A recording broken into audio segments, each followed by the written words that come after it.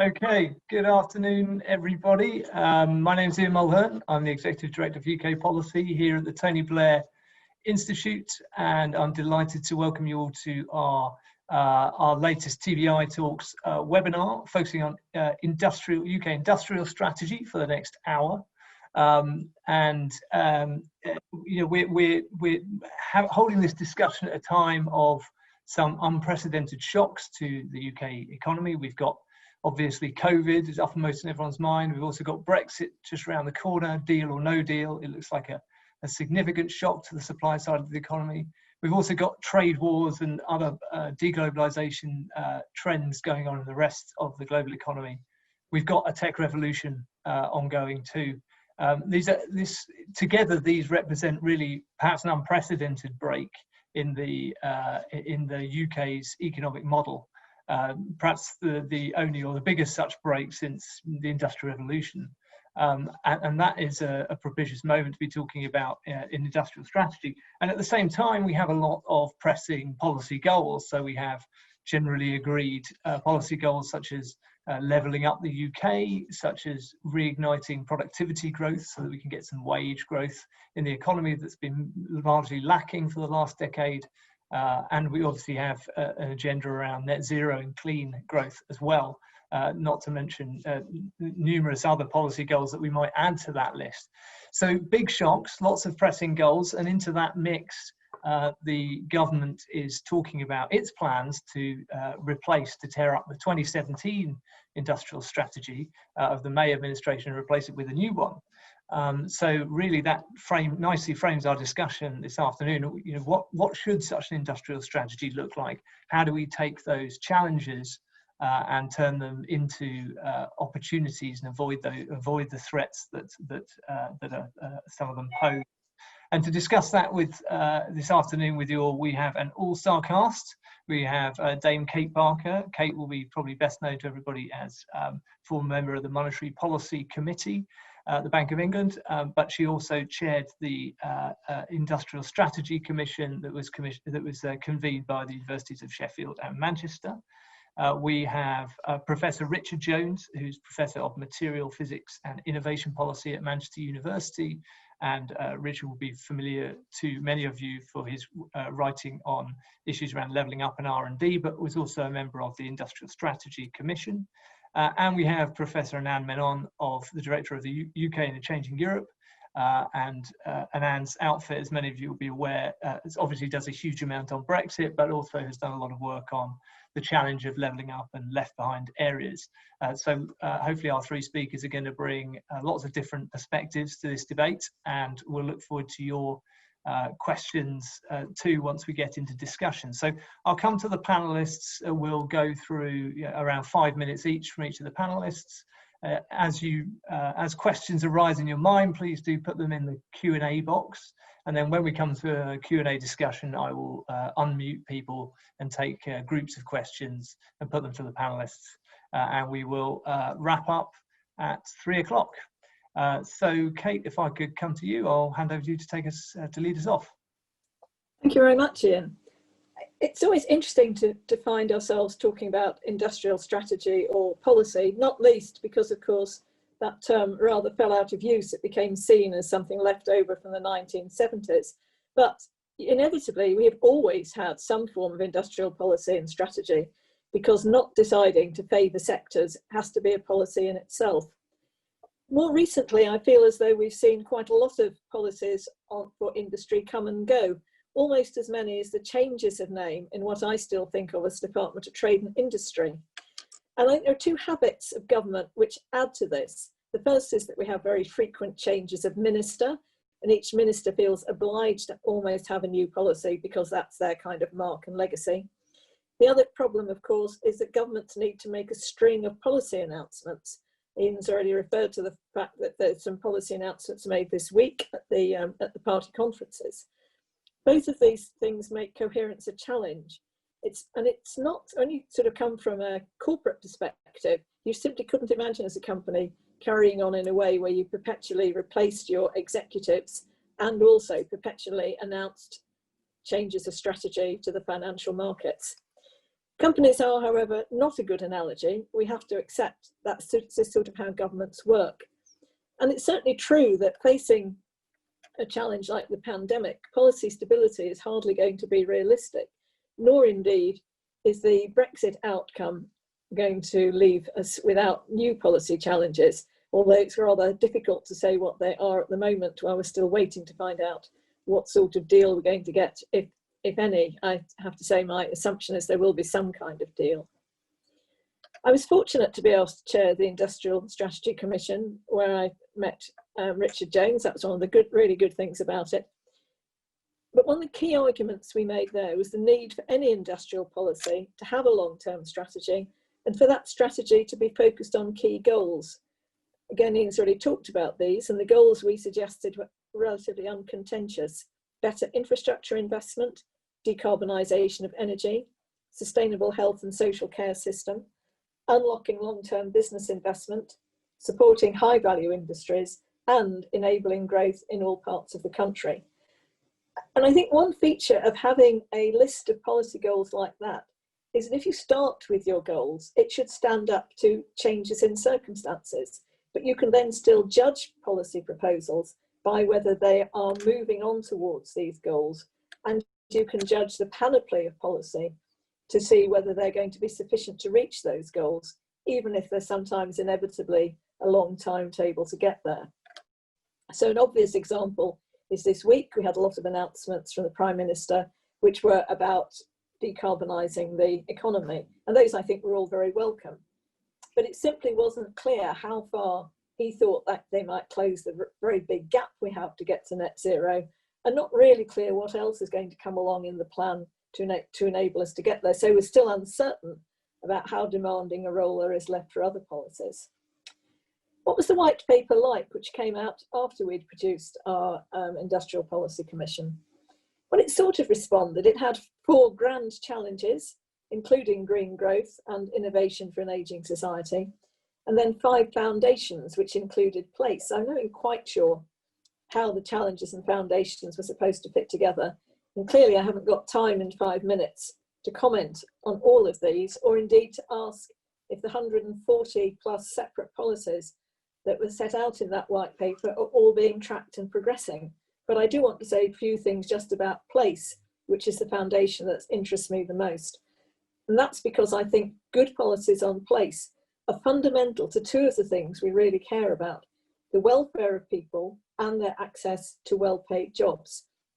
Now, I clearly like 3-letter acronyms because I'm now a member of the Industrial Strategy Council, and we've been doing quite a lot of work on place, the first of which looked at the evidence on the big productivity gaps that we have in place, and concluded, as people generally conclude, that the UK needs a much more consistent approach to policies of place, and actually needs to be much more receptive to the idea that local areas can produce their own priorities. And that chimed pretty well, actually, with the intention of the government at that time to develop local industrial strategies, and we wrote about those in our second report. In general, we found that the way in which these industrial policies were developed brought areas together. They got people in areas of the right kind talking to each other and discussing where they wanted to take their areas, and that meant that some of the policies, at least, came out to be distinctive. These policies, however, had to be agreed with BEIS. They don't also necessarily bring any funding. And this came at a time when the LEPs, the local enterprise partnerships themselves, responsible for developing these policies, were actually uncertain about their own funding.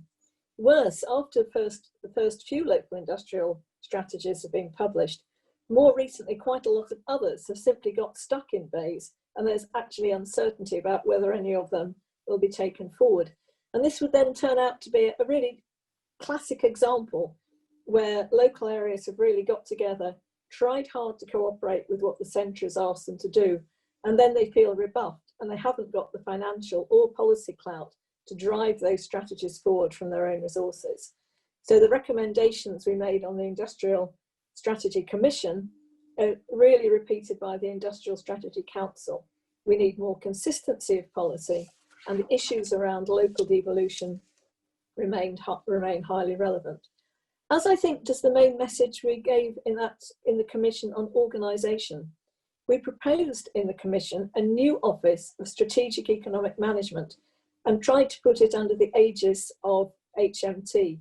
BEIS just doesn't have the clout to carry its policies through across other departments. So we do need institutional change as well, if we're really going to be able to develop these goals, set them out, and actually produce policies which work towards them.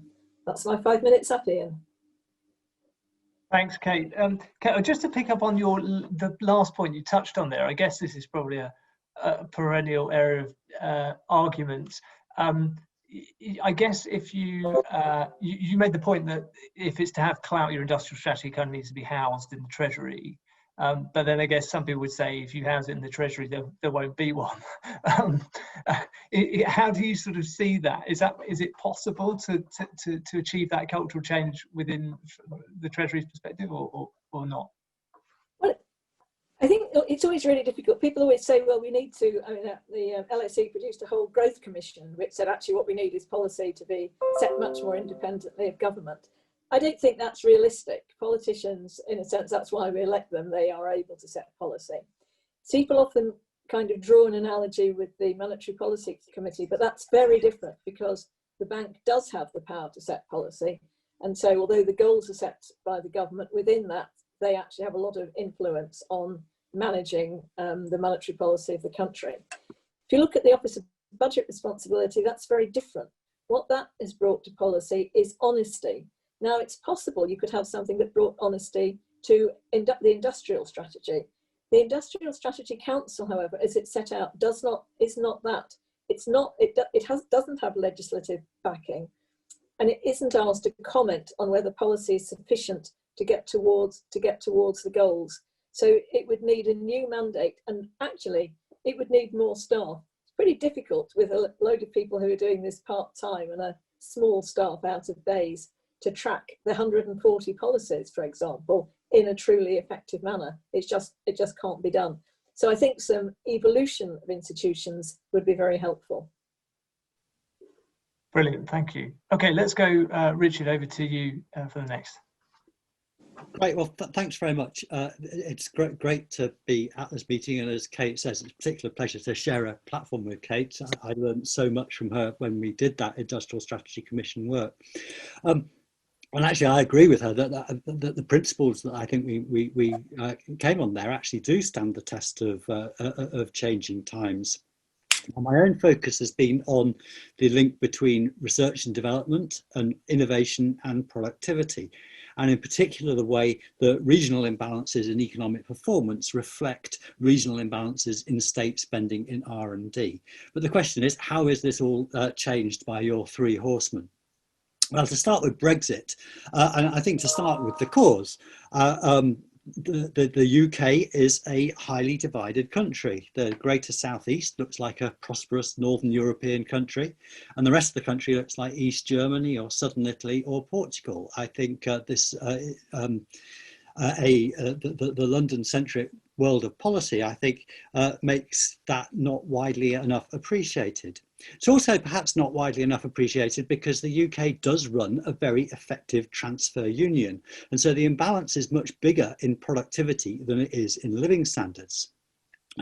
So essentially money is shoveled up from the greater southeast. It's only East Anglia, London and southeast that actually put more money into the government than they take out in current revenue terms. And so those transfers of money do what they can to hold the union together. Of course, conspicuously, what we fail to do is that we fail to transfer the money that makes the investments that would allow us to drive productivity up. So great transfers occur on the current side of the ledger, but in terms of investments that would be needed to increase productivity, there we concentrate the money on the places that are already the most prosperous. And my focus is on research and development. Research and development isn't the only thing that matters, but it is associated with high value companies that operate at the technological frontier. And these companies are typically ones that drive productivity growth. And what we find if we look at public R&D spending, nearly half of it, 46%, happens in London and in two nut sub-regions, the ones that happen to contain Cambridge and Oxford. As a result, these are very prosperous knowledge-based economies that are great things to the country. We just need to have some more of them somewhere else. It's interesting that public spending is actually more concentrated than private sector spending. So we've got regions of the country like the Northwest with its highly productive chemicals and pharma industries. We've got the East Midlands with auto and aero, where actually the private sector is putting disproportionately more money into R&D than the public sector. And in a sense, we know in those places there are opportunities that are being missed, spillovers that are not being collected because the state isn't following the market signals. Then there are also places like Wales and the Northeast, which don't have enough R&D full stop. They're neither public or private. These are weak innovation economies. They have poor productivity performance and a weak demand for skills. And I think our argument we made 3 years ago was that in a country this divided, we should expect sour politics. And I'm afraid that's what we've had, and we're living with the consequences of that. About the second one, trade wars. Okay, some of our highest productivity sectors are highly integrated in global value chains now, thus at risk from Brexit. The auto industry made a remarkable comeback from a nadir in the mid-2000s, and I think that's an unsung triumph of industrial strategy, beginning with Mandelson, continuing into the coalition years. But what we're seeing Brexit, subsequent world events, the turn against China. I think they're giving us a hard lesson about how our degree of technological self-sufficiency, or indeed lack of that, or might even say technological sovereignty. So I think policymakers underestimate the extent to which we've lost this. And the complexity of modern supply chains make it very difficult to say we've got a completely UK-made car. And I suspect Anand's going to say more about that in the context of EU negotiations. I think it's this sense that we've lost technological self-sufficiency that's contributed to a sense of wider loss of sovereignty more generally. And I think we do need to rebuild that capacity. But how much? What should we concentrate on? We're a small country in a big world. So we need to think deeply about what our place in the evolving trading systems of the world should be, what kind of economy we want, what's it realistic for us to aspire to. Then we have COVID, globalization. We knew for a while that this put us at risk of global pandemics. Those fears have been realized. Too soon probably to unpick all the effects. We can see effects on industry. We need to ask, what's the future of the civil aerospace industry, for example? One of the UK's highest productivity industries, Rolls-Royce, for example, one of the few world-class innovative engineering companies in the UK, really on its knees now. Cities like Derby, outside the centre, depend on that. So in a sense, we're back to the 70s. Will the government let Rolls-Royce fail? What will be the nature of the bailout? And then what about our response to the pandemic? We went into the pandemic thinking that we had a world-class life science sector, and I think that led to some complacency. Parts of our life sciences sector are truly excellent, and so if the Oxford Group or the Imperial Group produce a vaccine, that will be a great testament and a great success.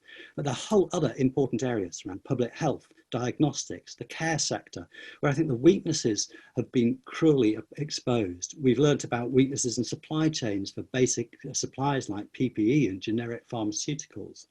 And I think the truth is that we made a category error in thinking that we have the life sciences sector as a sector at all. There's a bit of it that uses R&D carried out mostly in the Golden Triangle to make expensive drugs for world markets, mostly American. That's historically been very productive and a great asset to the economy. It's had some difficulties over the last decade or so. But aside from that, there's a whole area of innovation that we should have been doing that would be serving directly the health of the UK's population. And in that area, we've done much worse. So there are three horsemen of the apocalypse. Of course, we have a fourth horseman that I want to talk about too, which is climate change. There's a huge economic transition that net zero implies. And I think the net zero target's great. I think it's commendable that government signed up to it. But I think people don't widely understand enough what a huge challenge it is to decarbonise not just electricity, but transport, domestic heating, energy consuming industries. We're going to need to double engineering electricity capacity, new vectors like hydrogen. It's going to be a huge dislocation. We have to do it, but we shouldn't expect it to be without cost. And we actually need innovation to drive down that cost. One thing you can say, though, is that innovation probably isn't going to happen in Milton Keynes or Guildford. If it's going to happen, it's probably going to happen in Teesside or on the Humber or in Cumbria or on the Wirral. Well, to sum up, 4 horsemen, not 3. And I think, the effect of these will be a transformation of the economy. And I think that transformation does need to be underpinned by a new thinking about innovation, how we join up the whole innovation landscape. But this new start, I think, does give us the chance to spread that innovation and the resulting productivity more widely across the country. Thanks. Thanks, Richard. I just wonder what you thought about the kind of signals we're getting out of government about the direction of travel of policy. I mean, it sounds, at least from what I've read, that the Cummings agenda is pretty, is very R&D focused, but it's also, it sounds like they're focusing a lot on things like artificial intelligence and data science and things like that. And there must be a risk that they are really going to be looking at the usual suspects of the Golden Triangle, Manchester, and a couple of others, but it's not going to be particularly, it doesn't sound like it will meet your kind of desire for a much broader spread of resources for R&D. I just wondered what your kind of thinking is on where you think it's going at the moment. And I think there's kind of two questions in there, really. One is, what are the sectors that are selected? And I do think there is a risk of focusing on, the glamorous sounding, very high tech things like AI. I mean, I think the point I would want to make is that, innovation is important right across the economy, and in sectors that we don't think of as being particularly high tech, we should be looking for ways of boosting productivity in those areas too. So I think too much of a focus on the new against incremental developments in other technologies is a risk. I think the question about focus is important, because actually I do think that agglomeration effects do matter, and I think I think it would be wrong to that we have places, coastal and rural fringes, that have their own economic difficulties, and it may be that R&D isn't actually the right solution for those. But I think the overwhelming, I go back to work of my ex-colleague in Sheffield, Phil McCann, who's a great economic geographer, and the point he makes very powerfully, which I think is really true, which is the big economic problem of the UK is it's underperforming second-tier cities. It's about, why isn't Birmingham, Glasgow, Newcastle, Sheffield, why aren't those cities performing in the way that their equivalents in the rest of Europe are performing? Why don't we have a Dusseldorf or a Lyon or Toulouse, or places that are really high performing second, third tier cities? And I think that focusing on answering that question, I think, is the right one. So I think agglomeration is important, but the agglomeration doesn't all have to be in London. Okay, great. Let's go, Anand, over to you to do the last contribution. Thanks, Ian. This is going to be a bit boring because I agree with pretty much everything I've heard so far.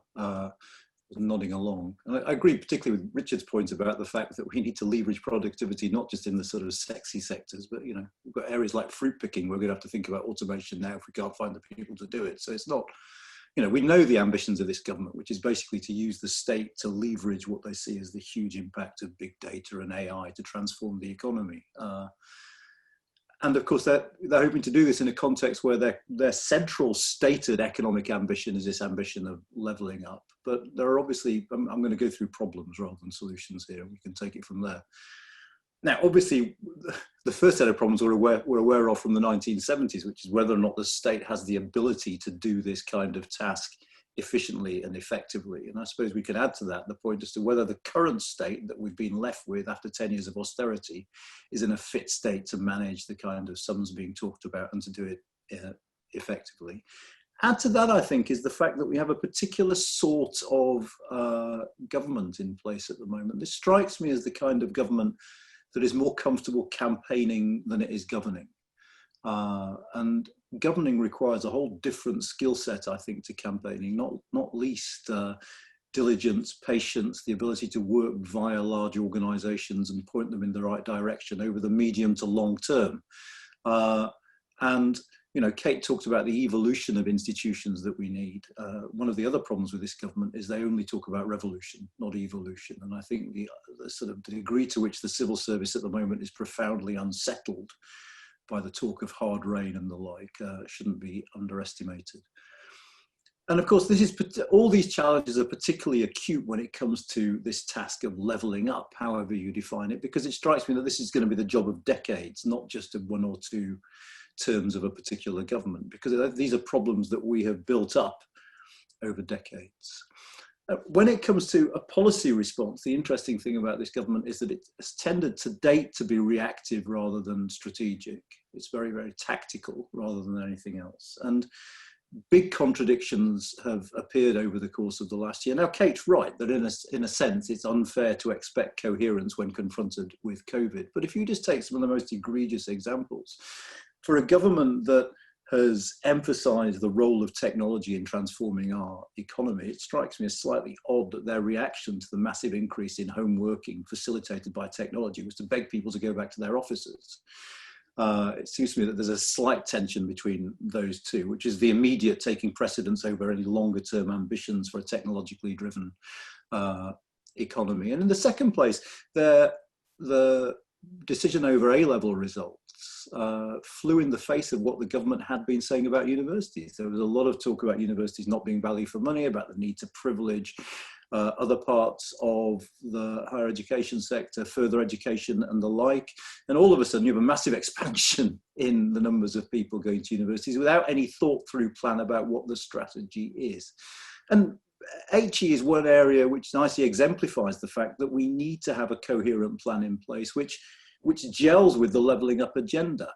Bear in mind that the places that the government wants to level up are those with some of the lowest education rates. I was going to also cite the 46% figure that Richard cites about the proportion of R&D spending in the sector concentrated in London and the South East.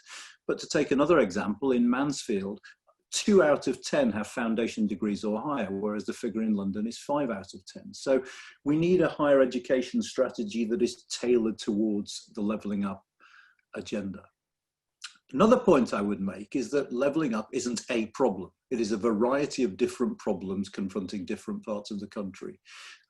So for instance, I think over 90% of properties in Hull have ultra-fast broadband, and the figure in Doncaster is 45%.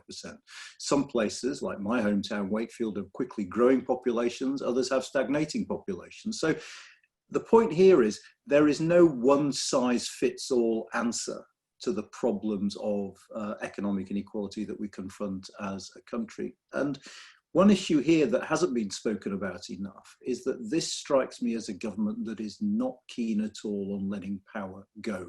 It turns out that taking back control wasn't simply a matter of Brussels, it's also a matter of the courts, of Parliament, of devolved authorities, and indeed of local government, as we're seeing over the course of this week.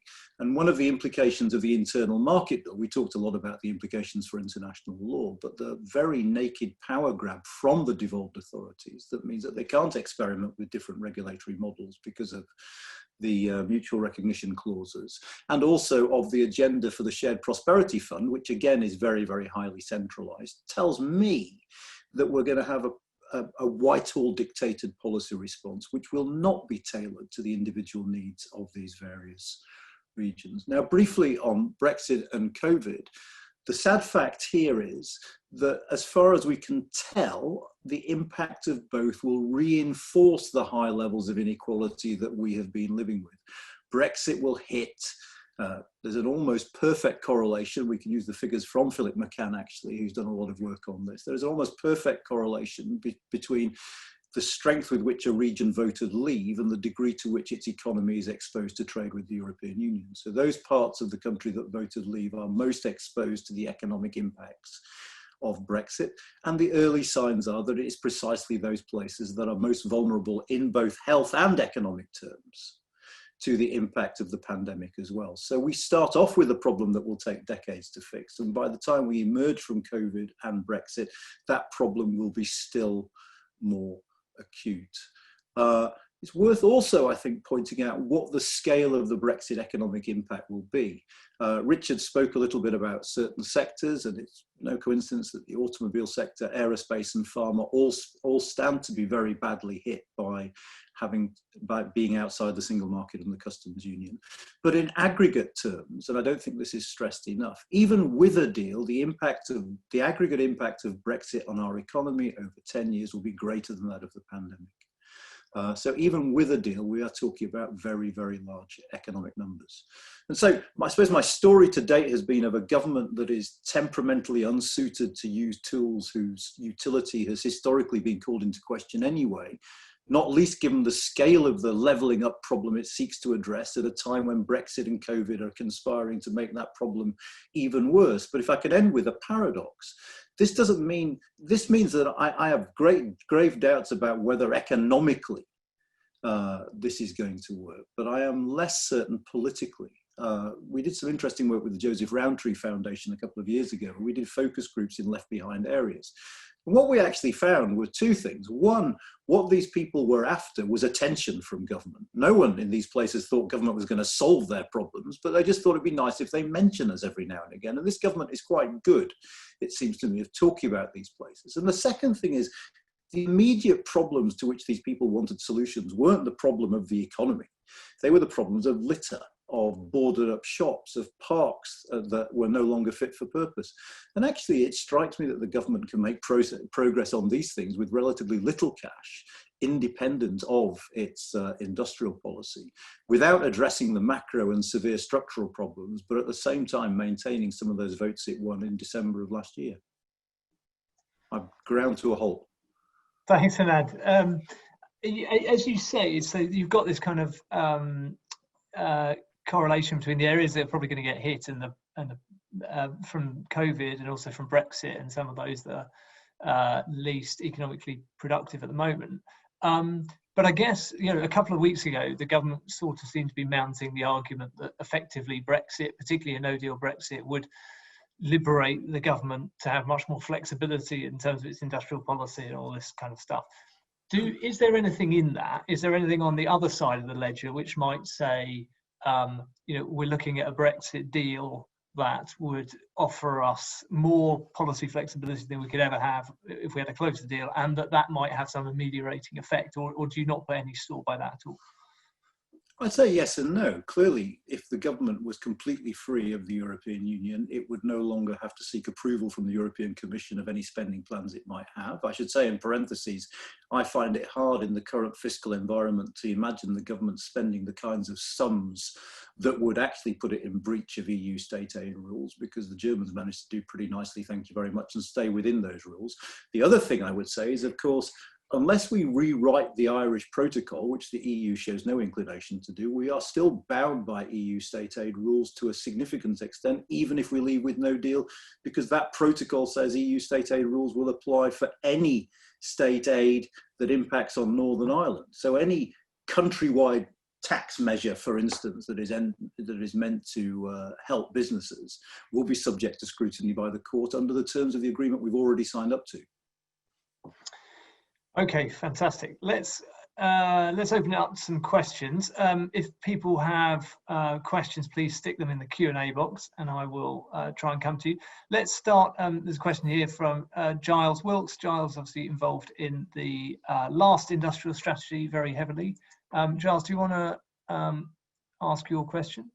I'm very interested by Richard's point about how R&D might be a driver of regional inequality, and read the sort of 4 billion pamphlet he wrote with Tom Forth with interest. I'm just curious, it's the variability of R&D along the x-axis, as it were, is between like £300 per head and £800 per head, that sort of a level, whereas the variability of GVA, gross value added, is tens of thousands, particularly when you look at London. It's easy to imagine that this is highly endogenous, and therefore that the causal directions are both ways round. I mean, in particular, I don't really see an analysis that says London has a massive GVA per head and prosperity because of the R&D that goes ahead in Imperial College and King's College and a couple of other places. So I can see why this is a part of the answer. I'm just wondering whether what degree of that gigantic difference R&D allocations can make, and also what are the other drivers we ought to be looking at? Okay, so let me gather another one before I come back to the panel on that. Steve Coulter. Steve, do you want to come in on the politics of all this and the government's approach?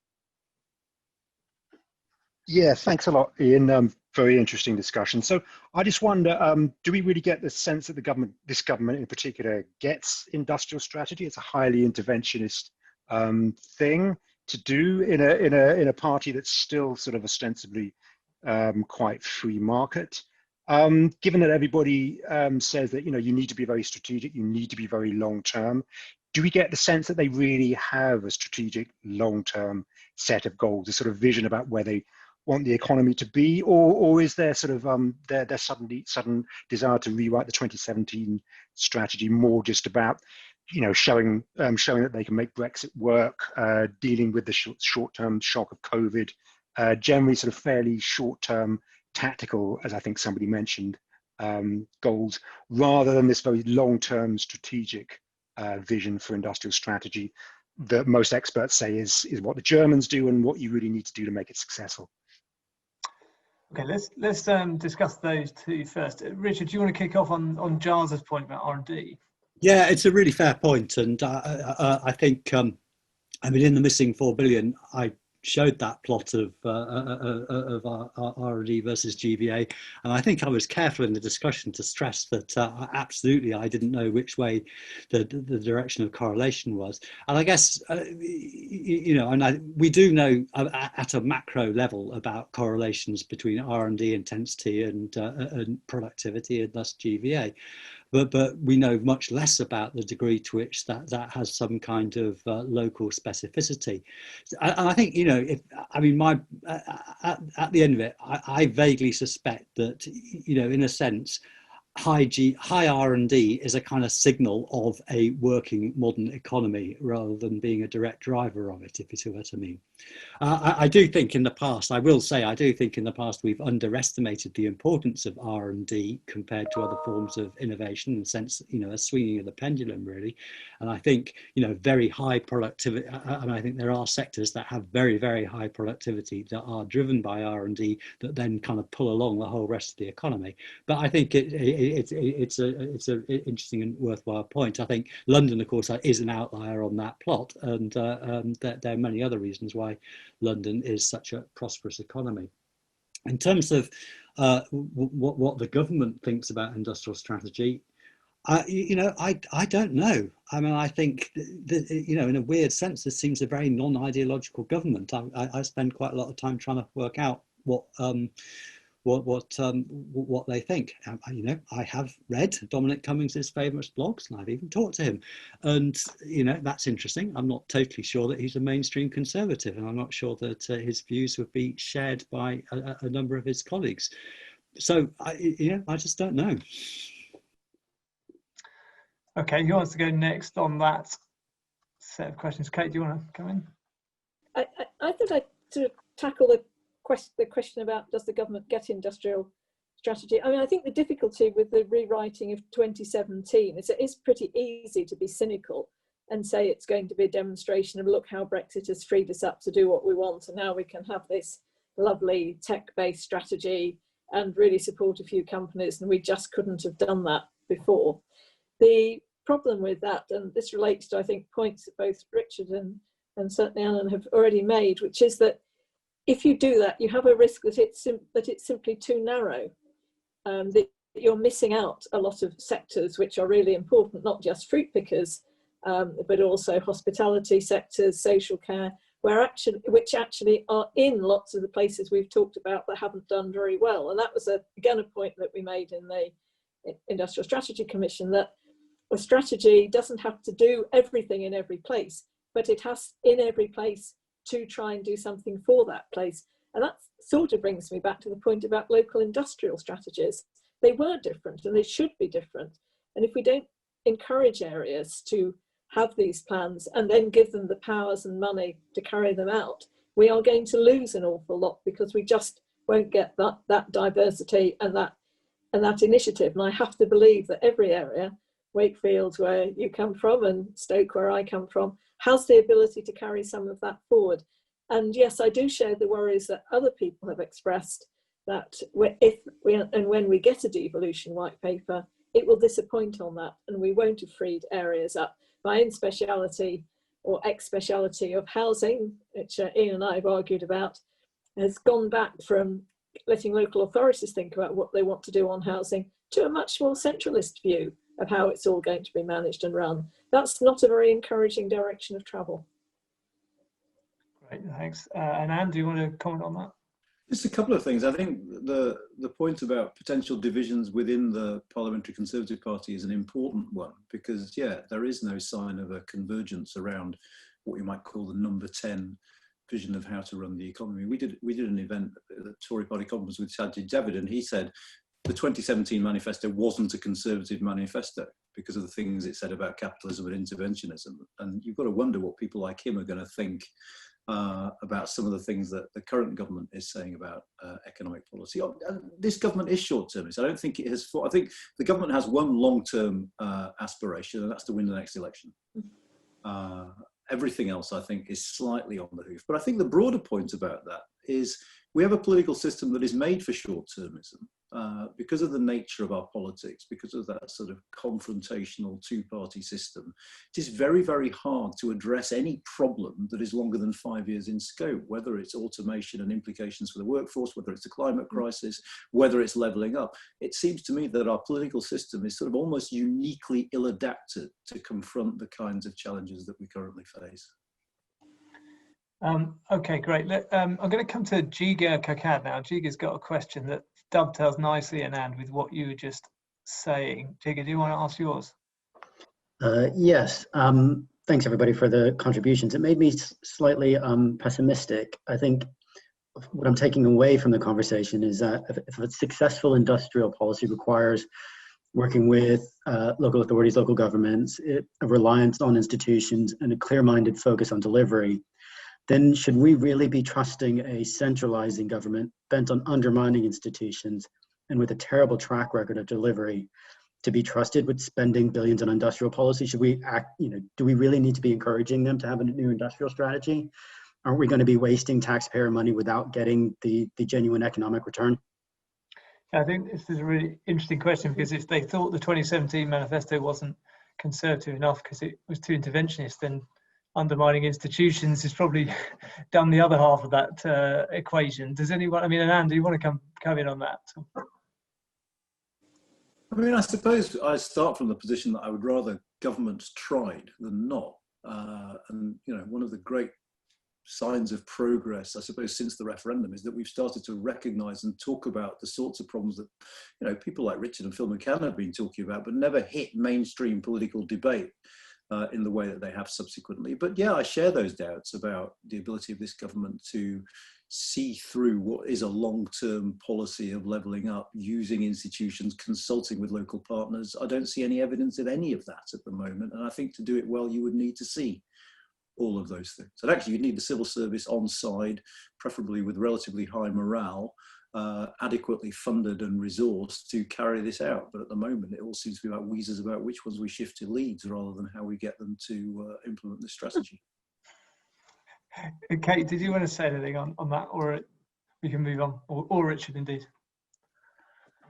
I think, this stuff, it's a long-term game. And actually, I think there's more policy continuity than sometimes we give credit for. I think there was a lot of policy continuity from the end of the last Labour government into the coalition government. I think there was quite a lot of there was mostly continuity from the coalition government into the current Conservative government, actually with the exception of the time that Javid spent at BIS, which actually was, I think, rather damaging in many ways. So I think that there are kind of people who want to make this stuff work, and they try and work around the kind of the gales of high policy, just kind of trying to get stuff done. And I think that you shouldn't underestimate how much that can actually make a difference, even with slightly suboptimal governance at the top level. Very diplomatically put. Kate, did you want to say anything, or should we move on? I only wanted to say that I spent many years working for Ford, where when we had senior management who were wanting to do something particularly foolish, we simply pretended we were doing it and waited till they'd gone away. Don't try this at home. Okay. That sounds like my team. Sorry? That sounds like my team. Yeah. You're not going anywhere. Okay, let's go to, there's a few questions here on localism and the local angle. So I might come to Lizzie Insall, to Andy Helm and to Tim Figures. Lizzie, if I come to you first, take it away. Yeah, so we've kind of talked about this a bit more since I put in my question, but I think it still stands. This point that you're making, Kate, about the fact that the kind of lean towards a more regionalised approach to industrial strategies is what we need, but the lack of appropriate funding and resources to drive that is really problematic. Those don't really look like problems simply of the industrial strategy. They're sort of a fundamental problem with the way that government kind of is leading the country right now. And so I guess my question is, do we need a more fundamental change of the way that central government thinks about its relationship with local government in order to do that, rather than simply the industrial strategy being the route through which that change happens? Okay, great. And then let's go to, I think, Andy, if I can come to you. Okay. Thank you. Hopefully you can hear me. I'm speaking as the author of one of those stalled local industrial strategies that Kate mentioned in her 5-minute spell, really. We've mentioned the benefits of local places leading on developing solutions to the particular challenges that they face. But, it's clear devolution's stalled. And to quote Steve Rotherham today, places haven't got devolution, they've been given delegation. So the question really is, how do we unblock the current impasse, and how do we secure some meaningful powers and resources? Okay, great. And then Tim, if I could come to you next. Thank you. Hopefully everyone can hear me. My question particularly for Richard actually is that in an ideal world where you get the shift in R&D spending that you've advocated, how does that actually then translate into improved productivity in the kind of left behind regions you've mentioned? And to what extent is that about the modernizing of legacy sectors like manufacturing, or to what extent does it require completely new greenfield sectors to become established in those places? Okay, who wants to go first on that? Kate, do you want to? Yeah, okay. I'll have a go at the regional ones. I mean, I pick up Andy's point. Yes, I'm in fact both Andy and Lucy. I do think we need a more fundamental shift. So if you look at some of the policies that government has had in the past, and to some extent has today, that are labelled place-based, what they often amount to is, we're going to try and do these things and you can all bid for a little bit of it. And maybe in a year you'll have 10 of those, and local authorities will all bid for a little bit of it, and some will get 2 and some will get 3 and some will get none.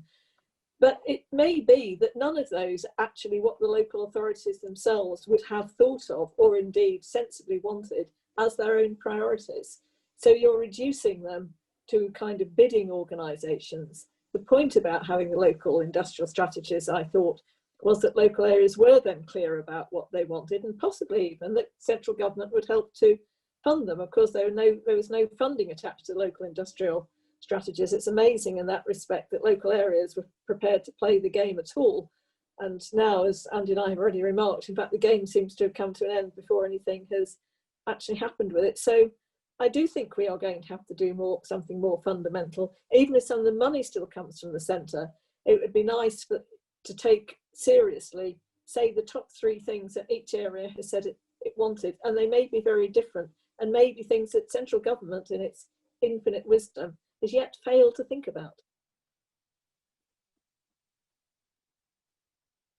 You're on mute now, Ian. Thanks. Richard, do you want to go next? Yeah, well, I'll just briefly say, I mean, I think we should have more devolution.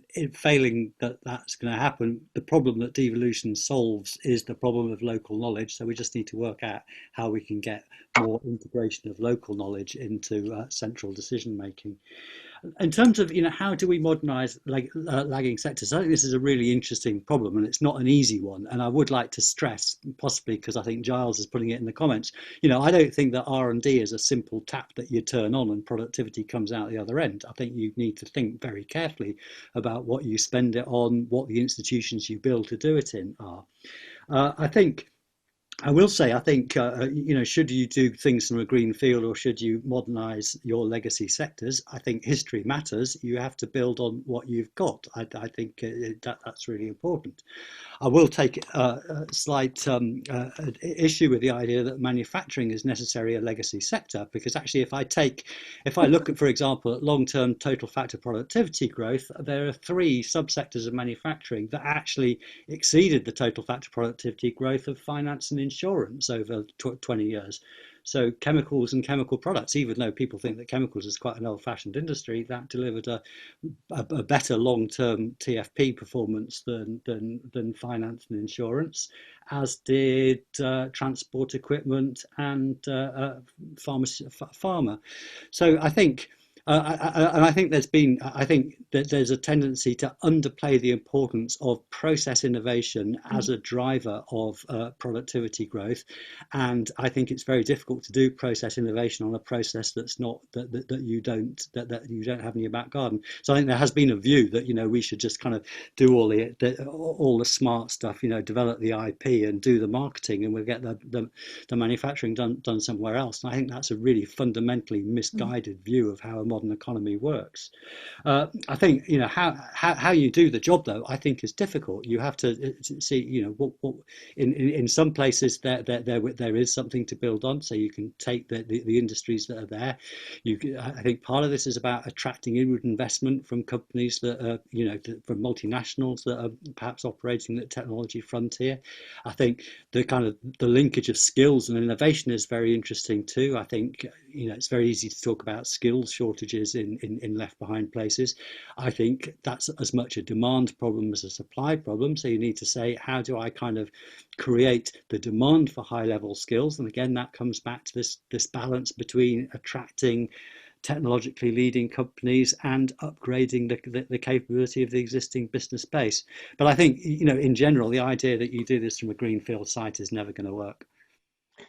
Can I just bring us back to the local government point that Andy brought up? I mean, what do people think the role of devolution is in this particular policy area? Because if we're worried about people chopping and changing and basically not having a strategic approach to industrial strategy, does devolving levers for this sort of thing not just get in the way of that ability to have a consistent approach, because you're just going to have a proliferation of approaches and it's going to be by definition not strategic?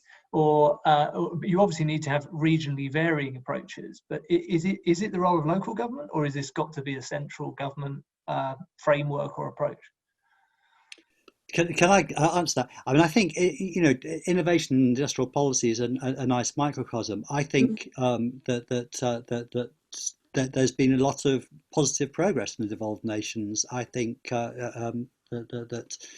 what's happened in Scotland has been quite, I think there have been some positive developments there, and Wales, although Wales is, absolutely at the bottom of the league in terms of productivity and in terms of indeed R&D spending too.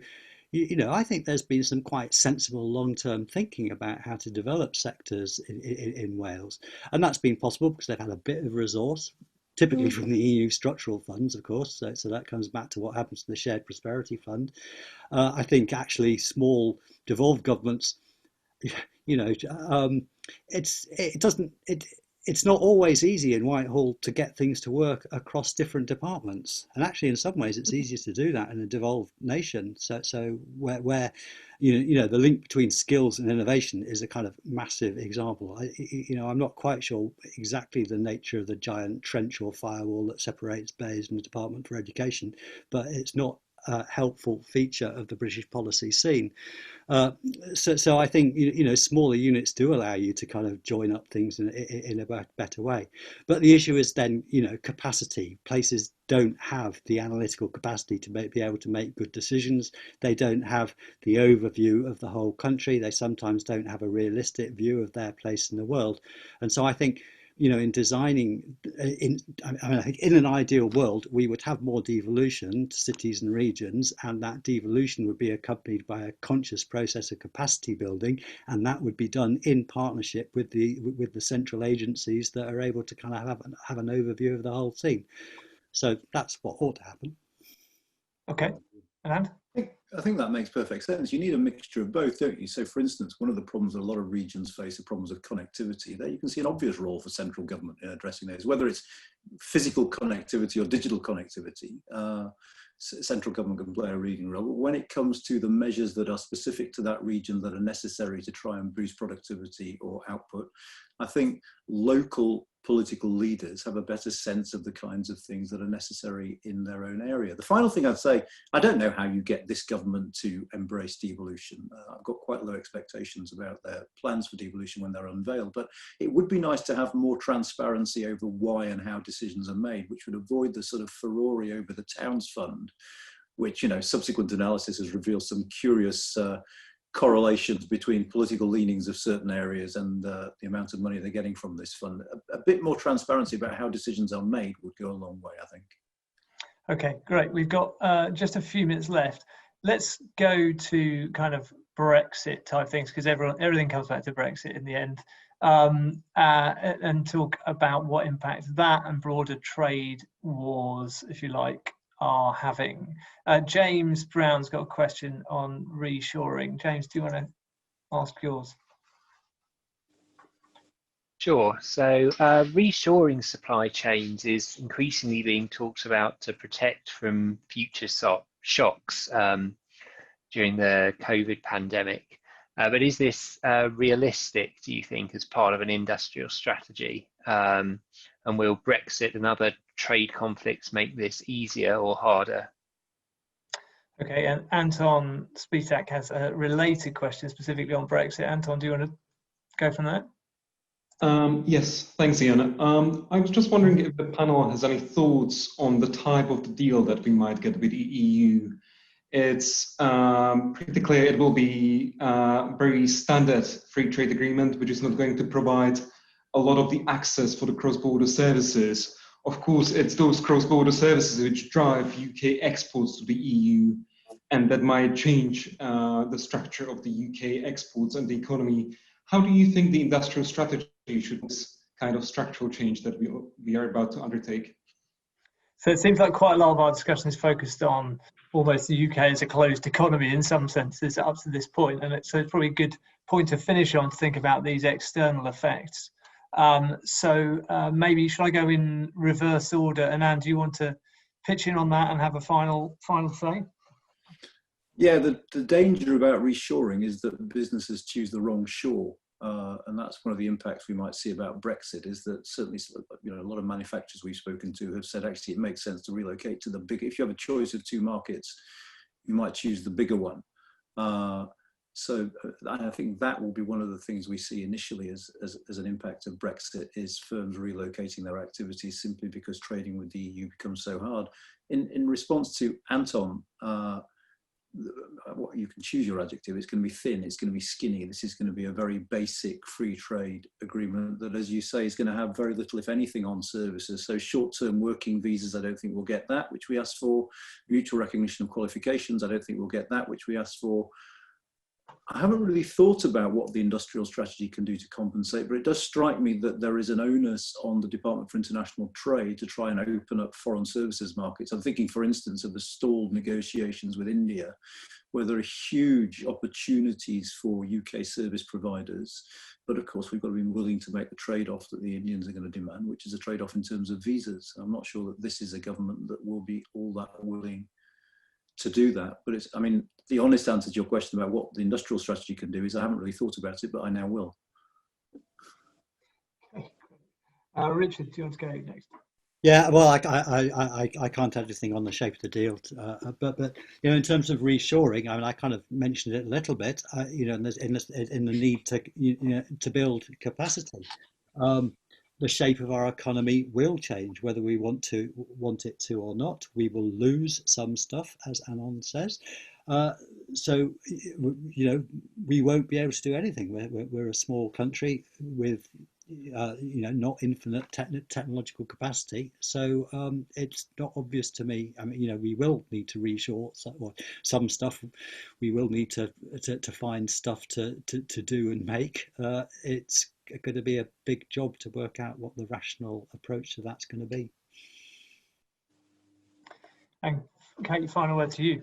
I also don't have much to say about the type of deal, I'm afraid, except I think it's going to be thin, and that it's completely correct that some industries will shift and reshore somewhere else when business says it wants certainty. Certainty about what happens in the UK doesn't always mean it's certainty that you want to do things here. First question, I think is interesting. Richard talked about the fact that we can't just, you know, do marketing and tech and push away all the hard stuff, because that means we have no idea about process innovation. So, and I think that's right. So to some extent, it might be desirable to have some reshoring. But your question, I think, was about reshoring for resilience. It was about thinking about our food chains, the manufacture of rather dull things like PPE that I've never thought about before, and suddenly became very important. I don't think anybody had ever thought about what happens if everybody in the whole world suddenly wants this stuff at once. So I think there are questions to be asked about what is it we want to do in the UK that will make us resilient, and thinking about quite a range of shocks to which we would want to be resilient. You can see that also in the discussion about, you know, who supplies our telecoms services. But I think I would describe it as a search for resilience rather than a search for reshoring. And I suspect we are going to do a little bit more of that, and it won't just be about high-tech stuff. Fantastic, thank you, Kate. Now we are a couple of minutes over, so I will draw it to a close there. I won't attempt to summarise everything we've heard, but it's been a fantastically rich discussion, and there's a lot of dimensions to this challenge that the government's trying to grapple with in the next few weeks during the height of the middle of a pandemic. So we wish them well in that. We at TBI will be producing more thinking and ideas on this, so do look out for that. And I should also just highlight that next, or not next week, but on the 22nd of October, we have another of our webinars, which is on the climate crisis and the unemployment crisis, and whether the unemployment problem that we are facing in the wake of COVID is going to shatter the consensus on the need to do something about climate change. So do join us for that discussion, which promises to be another great one. So all that remains for me to do is to say thank you to Kate, to Anand, and to Richard for a great discussion, and I hope everybody has a great weekend. Thank you.